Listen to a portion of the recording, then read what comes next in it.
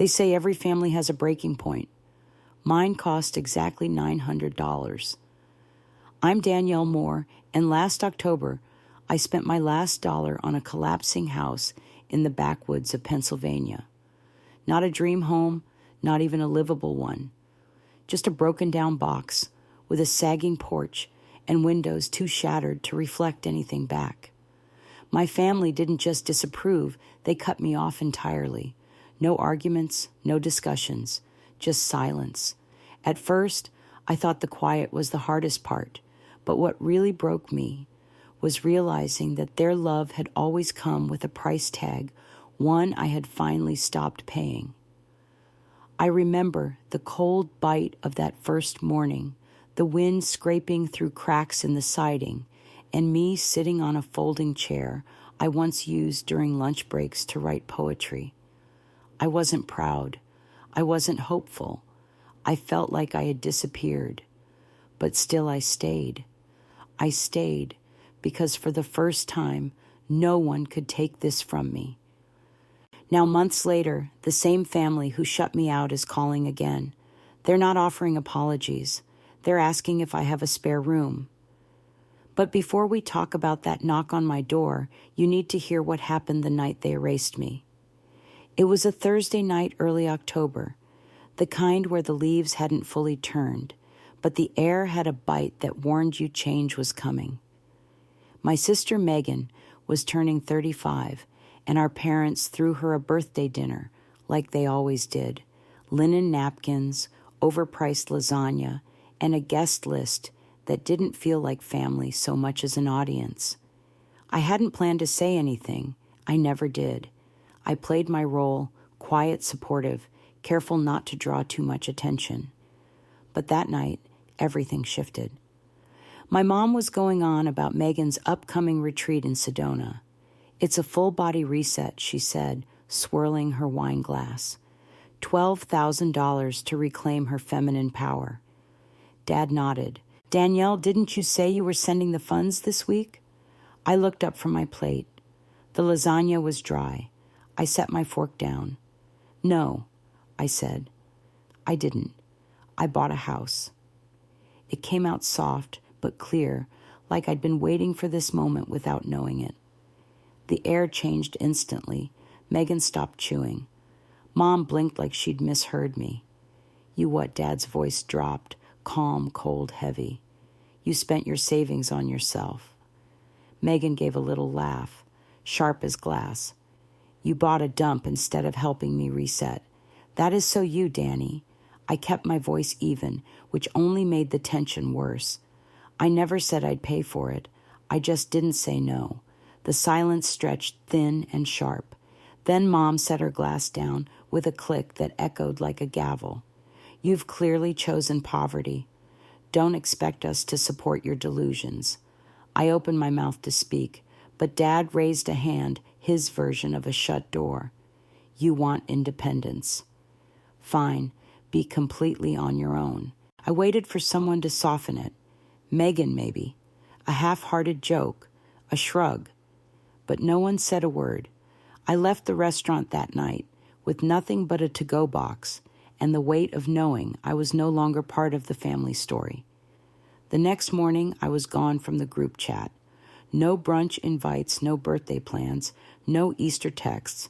It was like I'd been erased quietly, efficiently, like someone dragging a finger across my name. Back at the house, I sat in my old folding chair on the porch, staring at the crumbling steps and the ivy-covered walls. I kept checking my phone, not even expecting kindness, just something, anything. Instead, it buzzed with a message from Mom. Just 5 words. Do not come to Easter. No love, no punctuation. I stared at it for a long time before sliding the phone back into my coat pocket. That was when I realized this place, this broken little house, wasn't a mistake. It was a line in the sand, and I had just crossed it.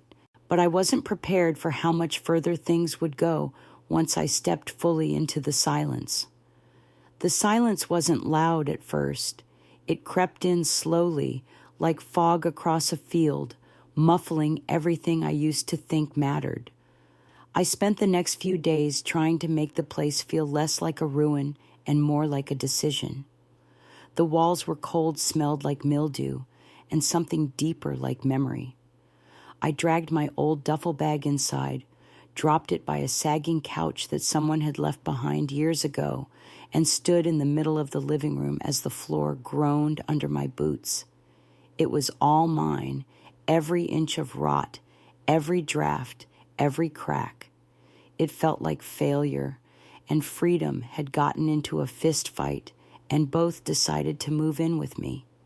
The first thing I tried to hang was a curtain from my first apartment in Philly, a faded floral scrap from a time when I still believed that being good would make people love you. I used a bent curtain rod and a rusted stool. It fell 3 seconds later, taking part of the plaster wall with it. I sat on the floor, rubbing the elbow I'd banged, and tried not to cry. Instead, a memory surfaced. 16 years old, my birthday. Mom had brought out a cake with neon pink frosting. Danielle spelled wrong again. Megan had picked it out. She got a used Jeep that year. I got plastic forks, and the same promise I always did, maybe next year. That was the year I started noticing the patterns, how in every family photo I was either off to the side or cropped out completely. How group texts said "love you girls," but somehow only Megan's name was underlined. I told myself it was forgetfulness, until I realized it wasn't. It was choice. That night, I curled up on the dusty floor under a blanket I found in a donation bin, clutching a flashlight instead of a lamp. The wind howled outside and I let it. It matched the way I felt hollow and loud at the same time. The next morning, the phone buzzed again. I didn't want to look, but something told me to. It wasn't Mom. It was Aunt Lorraine. "Hey, baby." Her voice came through like gravel on a porch swing. "I saw you're not in the family group chat anymore. Just wanted to check in." I bit my lip, surprised by how much I needed to hear a voice that didn't sound disappointed. She didn't rush, didn't pretend. "You were never the problem," she said. "You just weren't Megan. That was your only crime." Something cracked open in me. Not anger, not grief. Something in between. I leaned against the old fridge and let her voice fill the silence I'd been living in. She was right. They didn't stop loving me. They just stopped pretending. "They'll come back when they need something," she warned. "Just don't forget what this feels like. Don't you dare forget." Her voice shook at the end, not with rage, with truth. I didn't know it yet, but she wasn't just giving me comfort.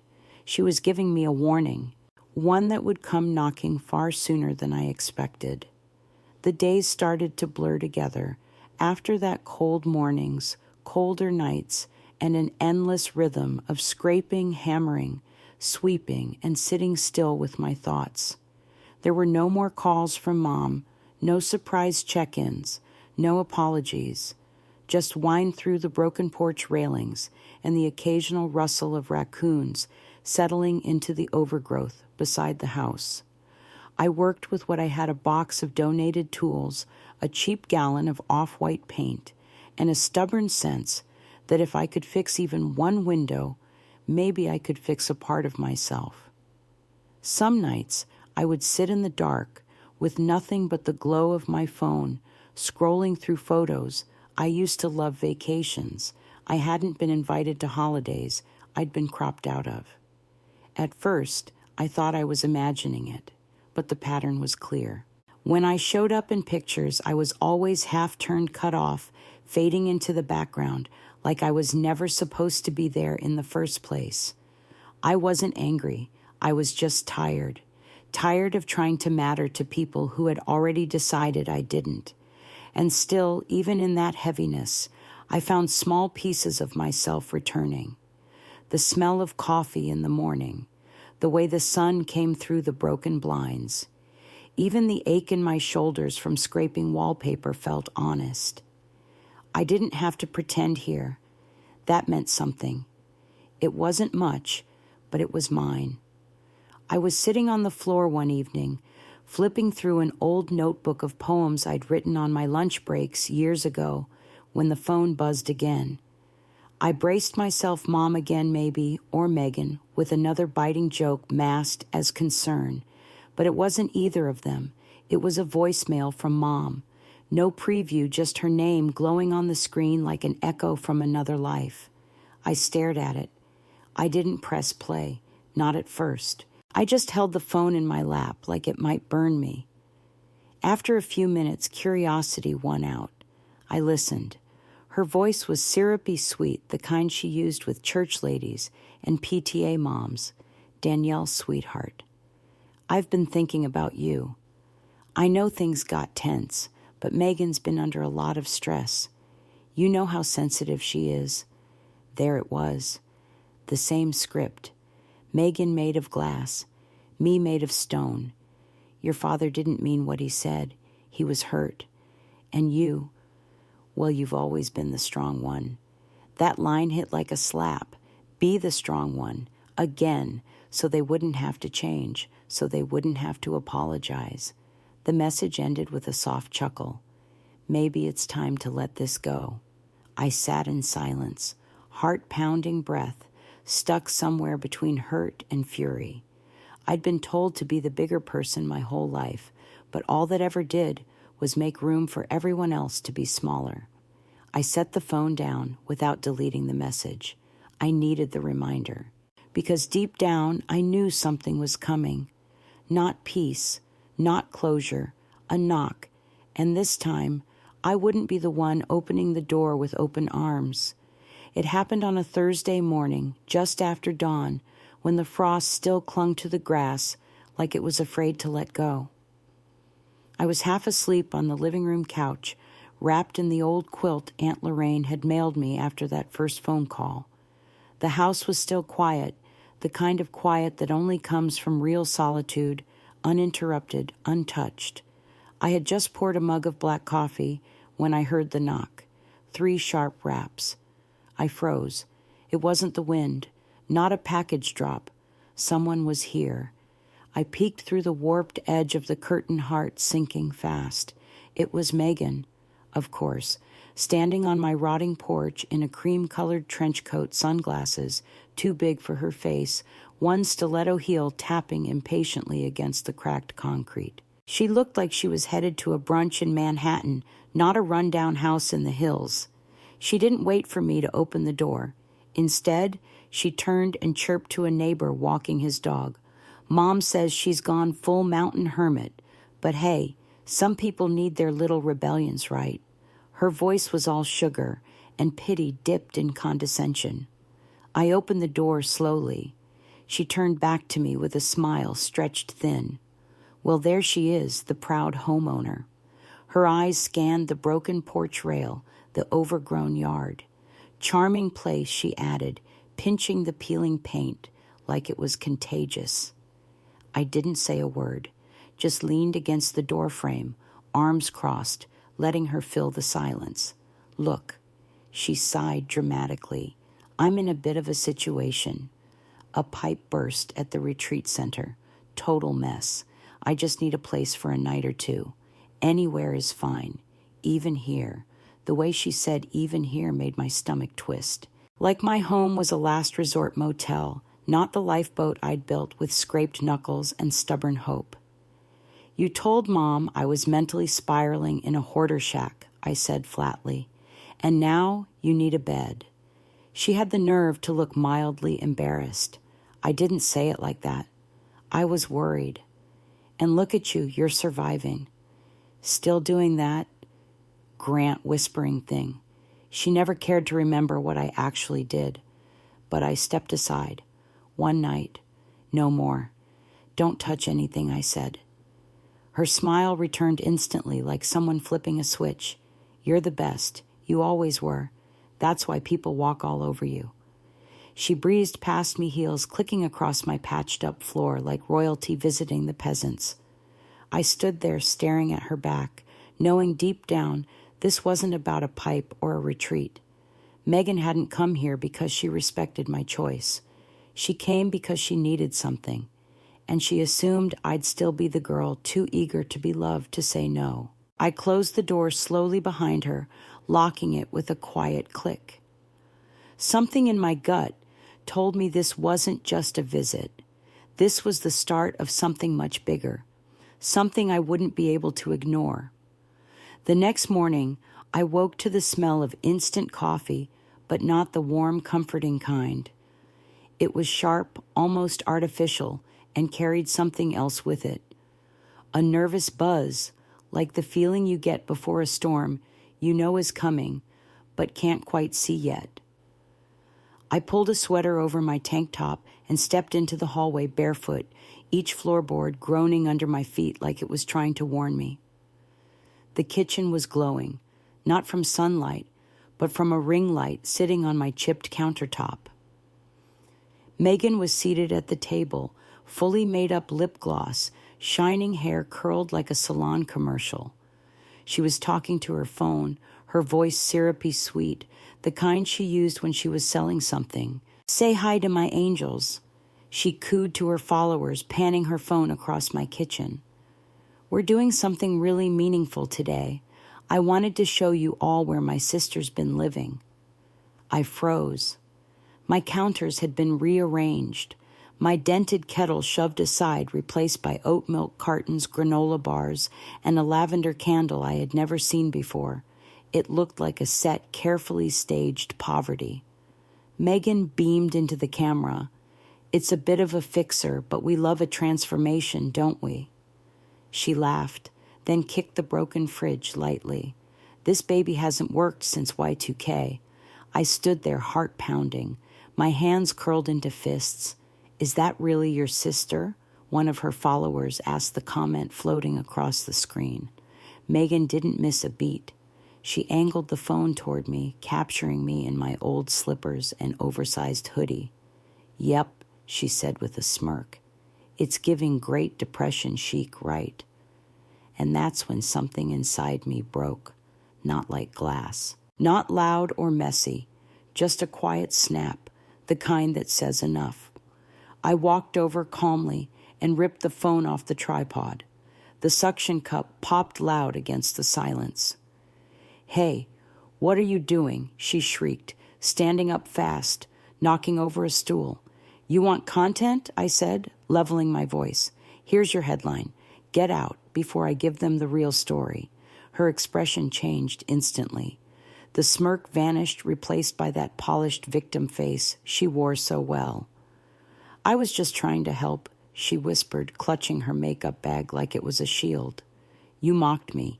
You turned my pain into a punchline," I said, handing her the phone like it was radioactive. "You can go now." She sniffed, paused dramatically in the doorway, then muttered, "This is what I get for trying to be a good sister." The door slammed behind her. I stood there breathing hard, handshaking not from fear, but fury. And something else. Freedom. For a moment, the kitchen was still, except for the soft hum of the ring light she left behind. But I knew this wasn't over. Not with Megan. Not with the way she operates. When she's hurt, she doesn't retreat. She reloads. And I had a sinking feeling the next time she struck it would be far more calculated. It took less than 24 hours. I hadn't posted a word, hadn't said anything to anyone, but suddenly I was everywhere on Instagram, Facebook, even TikTok. I wasn't tagged, of course. Megan was too clever for that. But there I was, hunched over a garbage bag on my porch. Hair pulled back, no makeup, looking like I'd barely survived a disaster movie. The caption read, "My baby sis has been through so much. Help me give her the life she deserves." It linked to a GoFundMe campaign. The photo was raw, intimate, like something taken in secret. Because it was. I clicked the link and my heart stopped. Raised $18 340s. Recipient Megan Vale. Withdrawal account Megan's business PayPal. I kept scrolling, disbelief turning into nausea. There was another post this time, a soft video of her driving away with a sad piano track behind it, leaving the toxicity behind.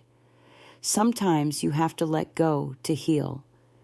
I felt like I'd been punched. My pain had become her profit, and she hadn't even asked. No call, no heads up, not even a lie. Just silence and a campaign built entirely off my humiliation. I reported the page. The platform replied within minutes. This campaign does not violate our community guidelines. Of course not. Because Megan knew how to frame it just enough truth to be believable, just enough drama to be shareable. She always knew how to bend a story until it worked in her favor. I stood in the middle of my tiny living room phone in hand, staring at the screen. My hands were shaking, not from fear those days were over, from anger, from betrayal so complete it almost felt unreal. Then just as I thought I couldn't fall any further, another message came in, a direct message from someone I didn't know. Username, legal, LC. So, hey, I saw the GoFundMe. You didn't authorize that, did you? I blinked. The message continued. I'm a paralegal Colorado bar certified. This looks like civil exploitation, possibly wire fraud. Want to talk receipts? My breath caught in my throat. Someone saw it, not just the performance, but the scheme underneath. I typed one word back. Yes. The reply came instantly. Start with screen recordings. Capture timestamps. Don't confront her publicly yet. Trust me.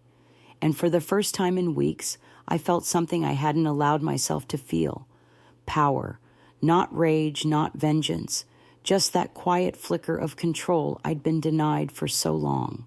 I put my phone on Do Not Disturb, sat down with my laptop, and began collecting every screenshot, every video, every lie she'd wrapped in a ribbon of fake compassion. I wasn't just defending myself anymore. I was building a case. And as I sat at that old kitchen table, surrounded by broken blinds and peeling paint, I knew exactly what I was doing. I wasn't fighting Megan's story. I was rewriting mine. And the next time she tried to twist the truth, she wouldn't be the only one telling it. The morning of Megan's big healing live stream, the house felt unusually quiet. No wind, no creaking boards, just stillness, as if even the walls were waiting. I had barely slept the night before, too wired from organizing screenshots, collecting video clips, and reviewing the cease and desist letter with Elsie the paralegal, who'd taken my story seriously from the first message. We had gone through everything together on Zoom the night before, her surrounded by legal pads and a half-empty mug that read, "Contracts are my cardio." She had been calm-focused. I had tried to mirror that, but inside I was a storm. "Let the paperwork do the talking now," she told me gently. That phrase stayed with me because I was tired of talking, tired of explaining, of defending, of making my case like I was always on trial just for existing. 10 minutes before Megan went live, Elsie's courier confirmed delivery of the envelope right on cue. I opened my laptop and clicked into the stream. There she was. Megan Vale in full glory, framed by soft lighting and carefully positioned houseplants, a Himalayan salt lamp glowing faintly behind her. Her voice dripped with performance. "Hi, beautiful souls. Thank you for being here today. I know there's been a lot of noise, but let's focus on positivity and growth." I watched unmoving. She was good, I'll give her that. She wove the story like a seasoned performer, the overworked sister, the broken family dynamic, the generous campaign to help a struggling sibling find herself. It would have been laughable if it hadn't been so coldly strategic. Then it happened. Halfway through a question about choosing compassion over conflict, an assistant walked on screen, clearly flustered, holding a manila envelope. Megan tried to wave her off, but the assistant insisted, whispering something off mic. The live chat erupted. "What's that? What's going on? Why does she look scared?"